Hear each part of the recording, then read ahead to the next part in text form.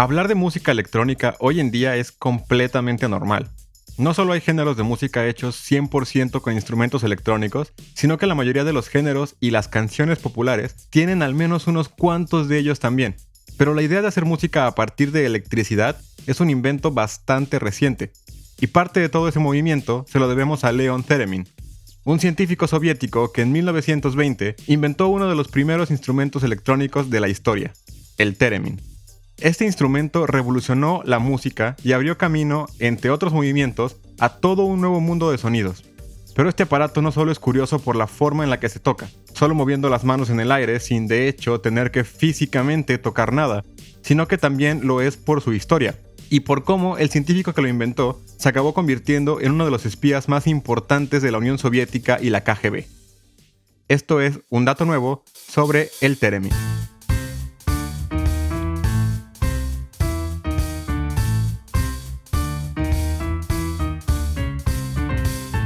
El Theremin es un instrumento con un sonido muy particular, que puede parecerse a un cello o a un violín, depende del registro en el que se toque.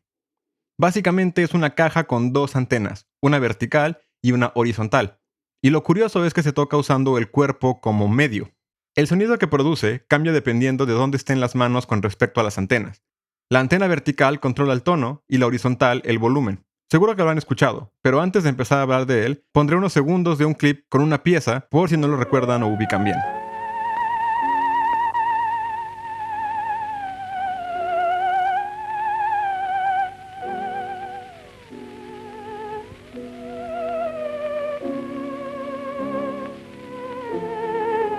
A ese que escucharon o vieron si están en YouTube fue justamente el inventor, Lev Sergeyevich Theremin, demostrando su instrumento.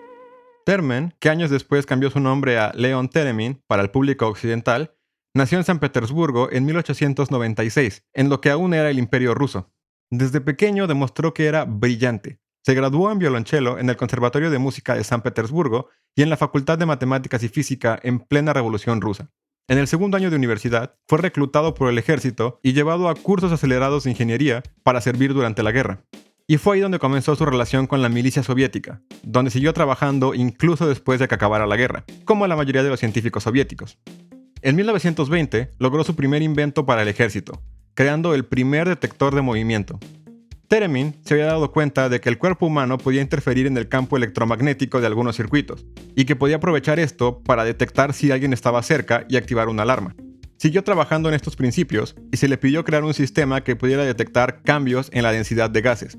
Usaba el mismo principio de cambios electromagnéticos en un circuito para medir estos cambios, que registraba con una aguja, pero se le ocurrió que sería más fácil si agregaba una señal auditiva que fuera cambiando según cambiaba la densidad de los gases.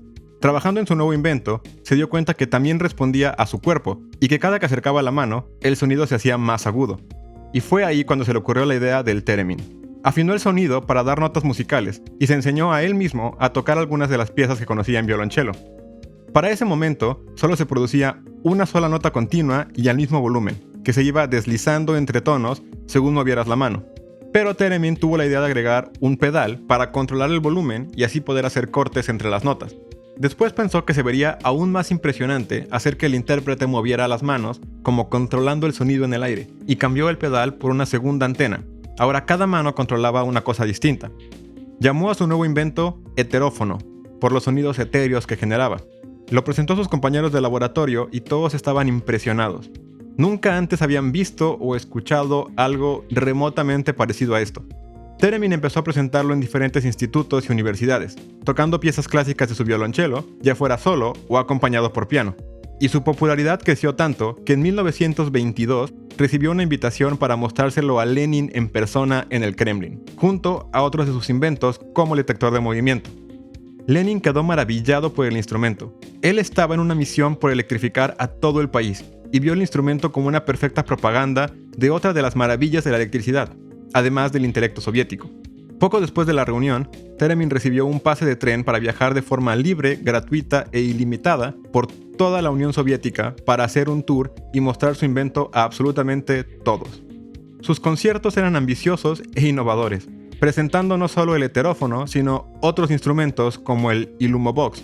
un aparato que presentaba luces de colores que cambiaban según los tonos que produjera la música. Era una experiencia totalmente distinta a lo que la gente estaba acostumbrada en la música clásica y el ballet de la época. Cada que iba a una ciudad, la gente lo esperaba con mucha emoción, y todos los periódicos estaban pendientes de todo lo que pasaba en su gira. Su nombre y este nuevo instrumento se volvieron tan inseparables que la gente comenzó a llamarlo Theremin Box. Los años pasaron y aunque la ahora Theremin Box había tenido un gran éxito en los tours, Theremin siguió trabajando en su ciencia y nuevos proyectos, incluso creando la primera televisión de la Unión Soviética. Pero en 1927, la música volvió a la primera plana.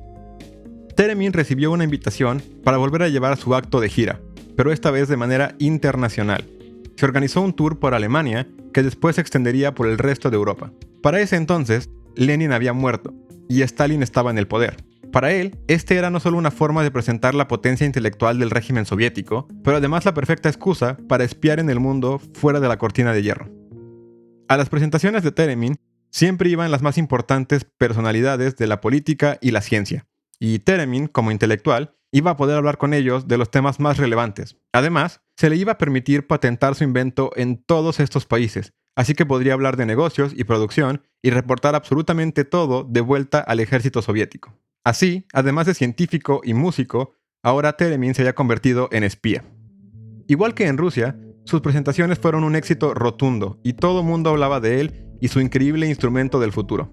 Tanto que incluso estando en Europa, el New York Times empezó a escribir sobre él, y así fue como la gira se extendió hasta Estados Unidos, donde Theremin sería un excelente instrumento para espiar a uno de los enemigos más lejanos del poder soviético. Logró tener presentaciones muy exitosas de piezas de Rachmaninoff y Tchaikovsky en Nueva York, y patentar su invento en Estados Unidos. El éxito era tanto que la primera oportunidad de comercializar no tardó en llegar. RCA, una de las compañías más grandes de electrónicos y comunicaciones en Estados Unidos, le ofreció una gran cantidad de dinero para poder vender su instrumento en ese país. Theremin acabó firmando un contrato por 2 años de exclusividad para comercializar su instrumento, que ahora se llamaría Theremin Box en Estados Unidos, y algunos de sus otros inventos a cambio de $100,000, que hoy en día son poco más de $1,5 millones. Además de eso, Theremin recibiría 5% de regalías por cada artículo vendido, con un mínimo garantizado de $25,000 por año. RCA estaba convencida de que el Theremin Box era el futuro de la música y que iba a reemplazar por completo a todos los demás instrumentos. Habría uno en cada casa de Estados Unidos. Pero lamentablemente para ellos, no fue así. Cuando lanzaron el Theremin Box al mercado, en 1929, el precio al público era de $175, que son poco más de $2,600 de hoy en día. Además de todo, para que funcionara, había que comprar una bocina y bulbos, lo que hacía que el costo subiera realmente a $230. En ese momento, un radio costaba unos $30 o $40 y no había que hacer absolutamente nada más que prenderlo para que ya diera música. RCA había promocionado el Theremin como un instrumento donde cualquiera podía hacer música, porque solo había que mover las manos. Pero las pocas personas que pudieron comprar uno, pronto se dieron cuenta que de hecho aprender a tocarlo es bastante difícil, porque a diferencia de una guitarra o un piano, no hay ninguna referencia de dónde está cada nota. Y además, si no lo sabes tocar, suena totalmente horrible. Y para empeorar las cosas, solo unos meses después de su lanzamiento, la Gran Depresión destrozó la economía. Así que definitivamente, nadie iba a gastar lo poco que tenían en un Theremin Box. El producto fue un total fracaso comercial, y solo se vendieron 485 unidades. Probablemente por eso, incluso hasta el día de hoy, no es un instrumento muy popular. Pero dentro del mundo de la música, algunos intérpretes y compositores siguieron usándolo para sus obras y componiendo para él, porque veían el gran potencial del instrumento, habiendo incluso obras enteras de hasta 10 Theremins. Durante mucho de este tiempo, Theremin seguía teniendo que reportar todo lo que veía y escuchaba al régimen soviético, y vaya que haya visto muchas cosas. Tanto que de hecho Theremin fue el proveedor de los detectores de metales que se instalaron en la cárcel de Alcatraz en la costa de San Francisco.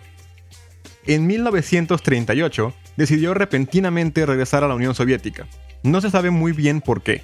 Algunos creen que fue secuestrado por la KGB, pero lo más probable fue que decidiera irse de Estados Unidos por la cantidad de deudas que tenía de varias empresas e inventos que no habían funcionado como él esperaba. Aunque él tenía la esperanza de volver a su vida como era antes de dejar Rusia, llegó en uno de los momentos más violentos del régimen soviético, y no pasó mucho tiempo antes de que fuera arrestado y aprisionado por haber estado tanto tiempo en contacto con el enemigo. Fue llevado a una cárcel en Moscú, donde pasó varios meses antes de ser enjuiciado por conductas antisoviéticas y sentenciado a prisión por 8 años en un campo de trabajo en Siberia, trabajando en una mina de oro. Para su suerte, entre comillas, poco tiempo después, los problemas de la Segunda Guerra Mundial hicieron que Stalin decidiera sacar a muchos de sus científicos encarcelados y llevarlos a trabajar para el ejército, en laboratorios secretos llamados Charashka, que eran parte de las cárceles del Gulag. Seguía siendo un preso, pero al menos en mejores condiciones. Después de su sentencia de 8 años, Teremin fue liberado e incluso premiado con el premio Stalin, una especie de premio Nobel soviético, por su servicio durante el encarcelamiento. El premio incluía 100.000 rublos y un departamento de lujo en Moscú con empleados a su servicio. Todo esto fue porque mientras estuvo encarcelado, Teremin acabó inventando una de las piezas de espionaje más importantes de la historia.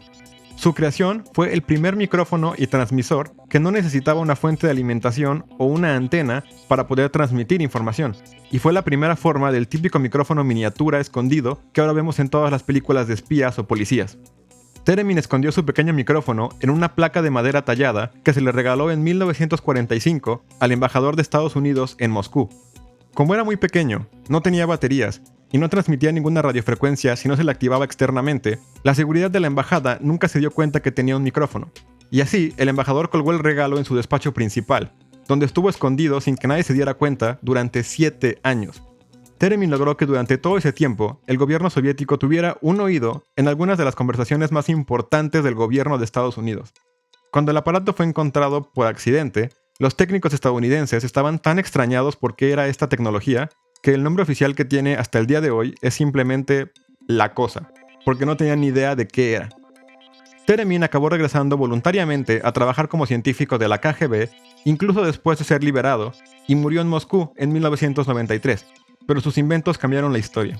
El Teremin ha aparecido tanto en música de orquestas, como en música de The Beach Boys, Led Zeppelin y Rolling Stones, así como en muchas bandas sonoras de películas de ciencia ficción y terror. Pero tal vez aún más importante, el Teremin influenció a Robert Moog, el creador del primer sintetizador comercial de la historia, y una de las marcas más populares hasta el día de hoy. Él comenzó su interés en los instrumentos electrónicos, construyendo y vendiendo sus propios Teremins, así que probablemente la música del día de hoy sería totalmente distinta de no ser por la invención del Teremin. Eso es todo por hoy. Si les gustó, por favor consideren suscribirse y darle like. Y coméntenme si han tenido la fortuna de escuchar en vivo un Teremin o de alguna pieza que les guste mucho con ese instrumento. Espero que les haya gustado, que lo hayan disfrutado y sobre todo que se hayan llevado un dato nuevo. Hasta la próxima semana.